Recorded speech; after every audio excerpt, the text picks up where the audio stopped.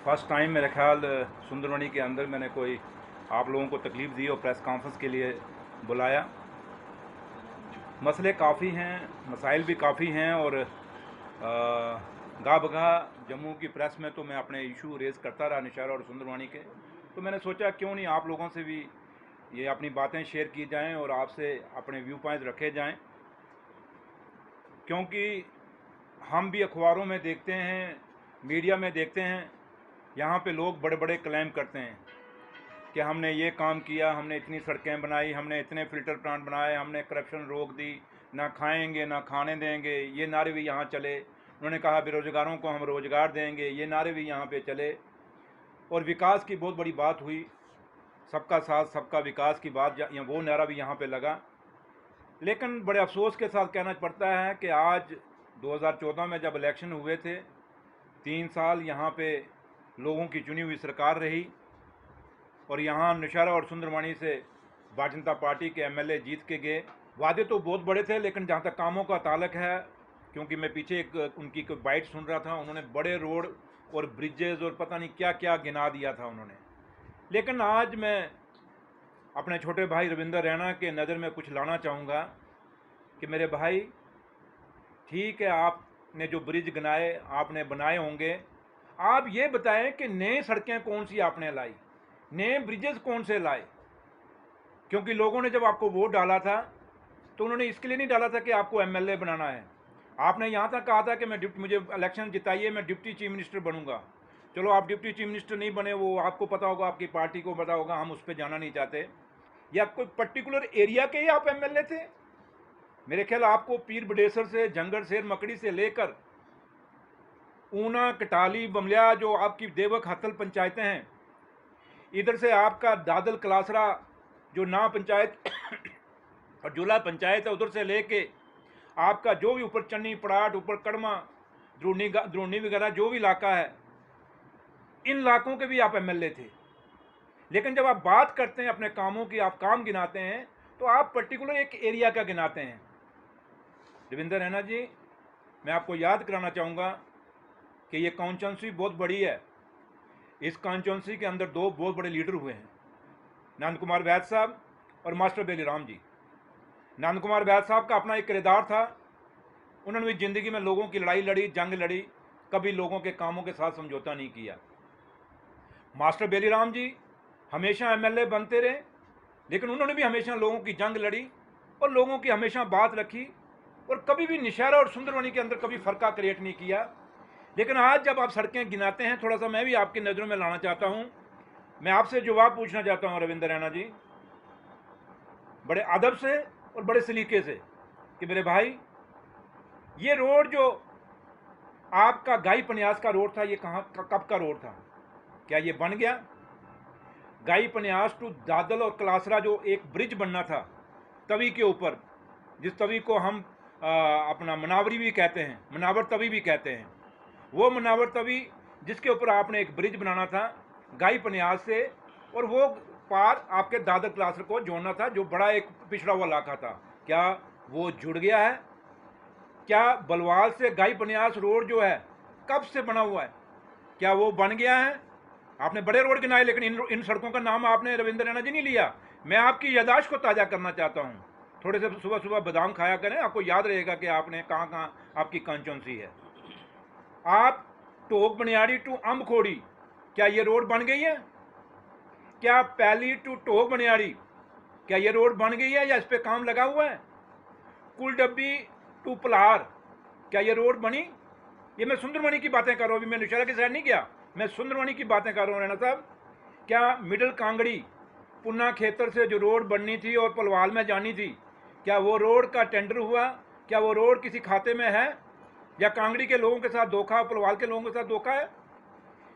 फिर आपने बात की थी मीनका से कलाई एक ब्रिज बनाने की बात आपने रखी थी।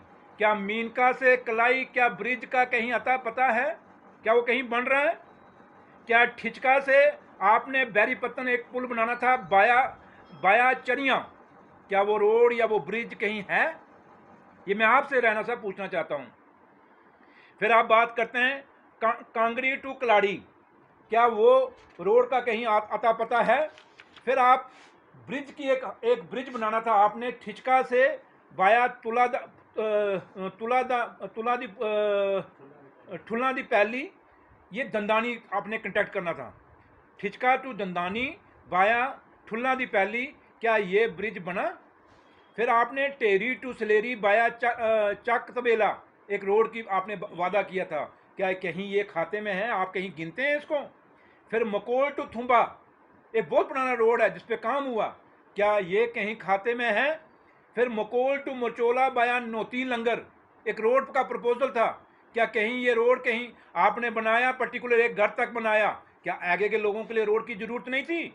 क्या इस रोड का कहीं खाता है? फिर आपको देवक टू बमलिया बाया डुगून दियोली एक रोड था, उस रोड पे काफ़ी सारा पैसा लगा था और मैंने सुना है कि उसकी अलाइनमेंट ही आपने चेंज कर दी है। क्या ये रोड जरूरी नहीं थी लोगों के लिए? क्या देवक और हथल या दियोली वाले या बमलिया वाले आपकी कॉन्स्टिट्यूंसी में नहीं आते? क्या आपको उन्होंने वोट नहीं डाला? क्या कटाली टू बमलिया एक रोड बनना था बाया ऊना, उस रोड का स्टेटस क्या है? क्या कभी आप जिक्र करते हैं? कभी उस पर बात करते हैं? फिर आप सियोट से टोक एक रोड बनानी थी आपने, क्या उस रोड की कभी आपने बात की? कभी आपने चवारियां पुल से मरचोला बाया चवारियां पुल से टू मरचोला बाया चवारियां एक रोड बनानी थी, क्या उस रोड की बात कहीं करते हैं? ये भी तो आपकी कॉन्स्टिट्यूंसी है। उसके साथ साथ आपके कितने रोड टूटे हुए हैं, उसकी बात आप कभी नहीं करते। फिर बाखर टू बट कलारा, क्या इस रोड की आप बात करते हैं? कभी जो ब्रिज आपने बगनोटी टू दब्बड़ बनाना था नौशहरा के अंदर, बगनोटी बाबा कल्ला के पास है, एक ब्रिज बनाना था जो दब्बड़ के लोगों को, बगनोटी और दब्बड़ के लोगों को कनेक्ट करना था, वो ब्रिज मुझे बताओ रैना साहब, वो ब्रिज कहाँ पे है? क्या उसका आता पता कहीं पे है? फिर आपने बात की थी गनेरा टू सलेरी बाया द्रूनी, ये रोड बहुत पुराना रोड था, क्या इस रोड को आपने आज तक उस पर एक पैसा भी लगाया? क्या उस रोड की कभी आपने बात की? रैना साहब, मैं ये रोड आपको क्यों गिना रहा हूँ? क्योंकि आपने बड़ी लंबी चौड़ी रोडों की एक लिस्ट लोगों को गिनाई है एक मीडिया के अंदर। मुझे, क्योंकि मैंने नहीं बोलना था, मुझे मजबूर किया आपने बोलने के लिए, क्योंकि अगर आप कॉन्स्टिट्यूंसी को भूल गए हैं तो मैंने भी इस कॉन्स्टिट्यूंसी में इलेक्शन लड़ा है, मेरा फर्ज बनता है कि मैं आपको याद कराऊं, क्योंकि दिल्ली में भी सरकार आज आपकी है और जम्मू कश्मीर रियासत के अंदर भी सरकार आपकी है। उसके साथ साथ सियोट टू बेला ये रोड आपने बनानी थी, क्या रोड का स्टेटस क्या है? थोड़ा लोगों को ये भी बता दीजिए। फिर डंडेसर बाला टू बगनोटी एक रोड ऊपर से नीचे उतारनी थी आपने, क्या उस रोड का कहीं अता पता है? वो रोड आप कहीं बना रहे हैं?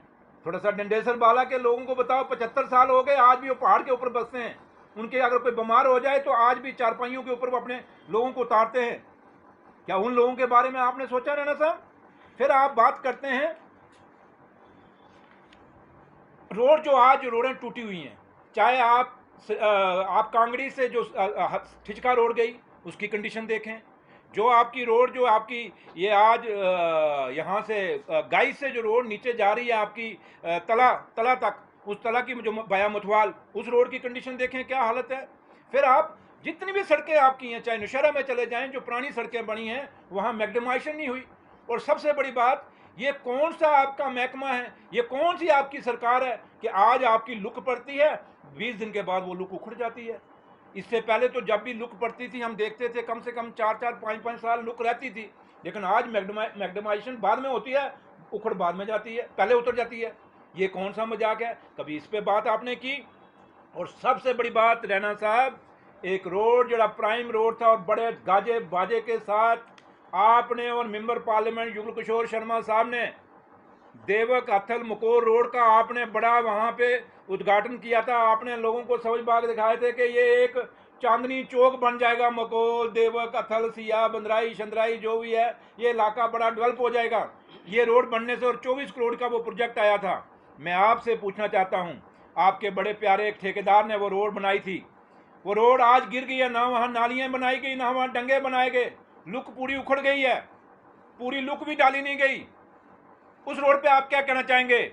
मैं आपके माध्यम से जो चैनल यहाँ पे हैं, मैं एलजी साहब से अपील करूँगा, रिक्वेस्ट करूँगा, और सरकार हिंद से रिक्वेस्ट करूँगा कि हम जब जो लोग जो देवक अथल एरिया में रहते हैं, मकोल में रहते हैं, सिया में रहते हैं, उनकी एक डिमांड है कि इस रोड की सीबीआई इंक्वायरी की जाए, क्योंकि इसमें एक बहुत बड़ा घोटाला हुआ है और इस घोटाले को नंगा किया जाए, चाहे उसमें कॉन्ट्रैक्टर शामिल है, चाहे कोई ऑफिसर इन्वॉल्व है, जो भी है उनको सख्त से सख्त सजा दी जाए, क्योंकि वहाँ पे एक बहुत बड़ा धांधली हुई है, एक बहुत बड़ा घोटाला उस रोड पे हुआ है। मैंने आपको यही कहा कि डिप्टी कमिश्नर रजौरी राजेश कुमार शरवण साहब को मैं यही कहता हूँ, बार बार ये कहता हूँ कि मैं बड़ा ऑनेस्ट हूँ। वो ऑनेस्ट इतने अच्छे हैं कि जेडीए में रहे तो जेडीए डिपार्टमेंट बर्बाद किया, वो एक्साइज डिपार्टमेंट में रहे तो एक्साइज, आज देखें ना जम्मू शहर को पूरा एक्साइज डिपार्टमेंट जो खत्म हो गया, तबाह हो गया। आज लोग जो जम्मू के लोग थे वो बेरोजगार हो गए, बाहर के लोग आके पूरे ठेके ले गए, दुकानें ले गए। ये वो आपका डीसी है, इसलिए बड़ा काबिल है, जहाँ भी गया तबाही निकाली है और आज ये रजौरी डिस्ट्रिक्ट की तबाही निकालेगा। डिप्टी कमिश्नर रजौरी कहता है कि मैं बहुत ऑनेस्ट हूँ। उनके सामने इलीगल माइनिंग के अंदर अपना इधर चिंगस के अंदर एक बंदा इलीगल माइनिंग वहाँ हो रही थी, बंदा बीच में गिरा और मर गया। क्या उस केस की कहीं इंक्वायरी हुई? अगर डिप्टी कमिश्नर रजौरी ऑनेस्ट था तो वहाँ इंक्वायरी करनी चाहिए थी ना उसको। उसके साथ साथ अगर ये जो आप कहते हो कि सब स्टैंडर्ड काम हो रहे हैं चाहे किसी भी डिपार्टमेंट में, और जैसे आप मेडिकल कॉलेज जो Rajouri medical government medical college है, अगर वहाँ की दीवार जंगा गिरा है तो क्या इसने इंक्वायरी इनिशिएट की, क्यों एक्शन लिया? तो इसलिए मैंने कहा ना, ये बड़े सारे सवाल जो हैं डिप्टी कमिश्नर रजौरी पर खड़े हो रहे हैं। अब डिप्टी कमिश्नर रजौरी को अपनी ऑनेस्टी साबित करनी होगी, क्योंकि हम भी जब से वो आए हैं हम सुन रहे हैं बार बार बड़े ऑनेस्ट हैं, बड़े ऑनेस्ट हैं, लेकिन हकीकत में ऑनेस्टी उनकी ज़मीन में कहीं उतरी हमें दिख नहीं रही। तो हम चाहते हैं कि उनकी ऑनेस्टी ग्राउंड पे उतरे, ये करप्शन खत्म हो, ये जो लोगों के जो सब स्टैंडर्ड काम हो रहे हैं ये ठीक हो, तो इसकी हमें उम्मीद है। पता नहीं कितना पानी तवी निशारे चला गया, एसी होटल दरिया भी चला गया, ठंडा पानी वाले भी चला गया, तो पता नहीं क्या होएगा, क्या नहीं जिंदगी कोरोना पता नहीं सोरा कि जिंदियां भी रहन देगा नहीं देगा, तो बाद जो पार्टी देखेंगे पहले कोरोना को तो बची है, इस वजह से देखो आगे क्या होता है। तो क्या इलेक्शन होना चाहिए जल्दी? इलेक्शन हम तो आज 2 साल से कह रहे हैं इलेक्शन होना चाहिए, आज की तो बात ही नहीं है। इलेक्शन होगा तो पता, देखिए इलेक्शन क्यों जरूरी है, हमारे लिए जरूरी नहीं है, ये इलेक्शन पब्लिक के लिए जरूरी है। आज पब्लिक देखिए ऑफिसरों के दफ्तरों में, और मैं आपके पास बैठा हूँ ना, लेकिन ऑफिसरों के पास जाओगे अंदर ही नहीं घुसने देंगे, कहेंगे कोरोना है। लेकिन हम लीडर जब अपने ऑफिस में बैठते हैं, क्या लोग हमारे पास हम लोगों को कह सकते हैं हमें कोरोना से डर है? क्योंकि लोगों को अपने लीडर से तवक्को है, उम्मीदें हैं। तो इसलिए लीडर जो चुना हुआ लीडर आएगा वो लोगों के काम करेगा, ऑफिसर कभी काम नहीं करेगा। इसलिए अगर लोगों के काम करने हैं, अगर सरकार चाहती है कि ये डेमोक्रेसी मजबूत हो, तो ये तभी मजबूत होगी जब इलेक्टेड लोग आएंगे।